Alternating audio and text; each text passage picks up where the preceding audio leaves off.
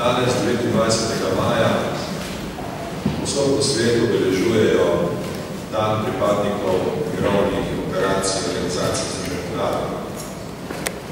To praznovanje ne poteka prav veliko število let, vendar pa se začelo v času, ko se svet bolj kot kdajkoli zaveda pomena mirovnih operacij za mednarodni mir in varnost, za izboljšanje mednarodnih odnosov in za izboljšanje položaja v najtežjih letih sveta. 1948. leta, po prvi vojni na Bližnjem vzhodu, je bilo sklenjeno premirje, ki ga je bilo treba takoj utrditi. Takrat organizacije Združenih narodov, pa tudi drugi mednarodni dejavniki, niso imeli nobenega instrumenta, ki bi lahko zagotavljal takojšnje ukrepanje, takojšnje utrditev miru. Zato je bilo nekako improvizirano in na podlagi izkušenj iz preteklosti, ki so obstajali, če tudi posamične, če tudi nesistematične, sklenjeno, da se na območje Bližnjega vzhoda pošlje prva mirovna operacija. Zavedati pa se moramo tudi dejstva, da so mirovne operacije nevarne operacije.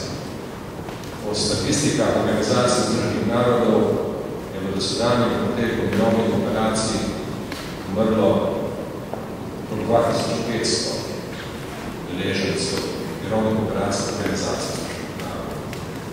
To je seveda zelo veliko število in dostega pozabljeno število. Moramo graditi uspešno in vsestransko premišljeno politiko udeležbe mirovnih operacij, tako z našimi vojaškimi potenciali, kot tudi s civilnimi potenciali.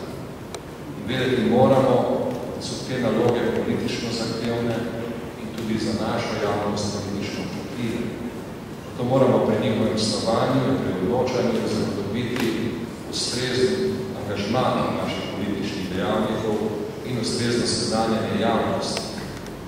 Potruditi se moramo, da bodo naše udeležbe v mirovnih operacijah imele ustrezno podporo v javnosti, da bodo odločitve primerno pripravljene, da ne bo nesporazumov in zlasti, da bo naša udeležba v mirovnih operacijah vselej vezana na legitimnost, ki jo dajejo svete organizacije Združenih narodov, njihovega varnostnega sveta, ki mirovne operacije bodi se vzpostavlja ali autorizira.